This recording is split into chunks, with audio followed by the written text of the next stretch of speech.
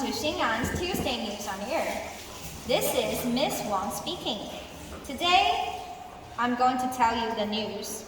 Taiwan government to help Ukrainian students in need of assistance.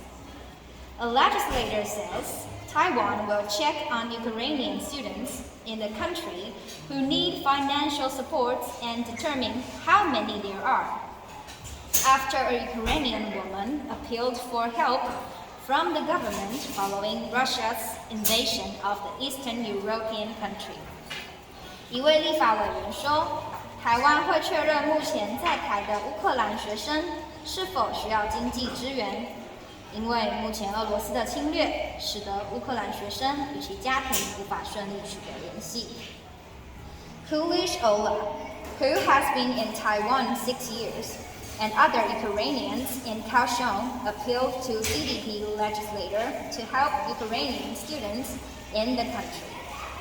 已经在台湾生活6年的 Ola 也寻求高雄立法委员协助在地的乌克兰学生。Ola believes there are 72 Ukrainian students in Taiwan, but she does not know their whereabouts or financial status. Ola 相信至少有72位乌克兰学生在台湾，不过她并不知道这些学生的家庭与经济状况。She says the students could have trouble paying tuition fees and living expenses if they fail to obtain help from their families, and expressed the hope that Taiwan's government will extend a helping hand.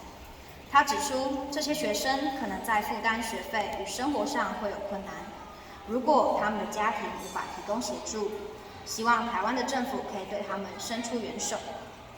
And that's the ICRT news for today. I'm Miss Wang.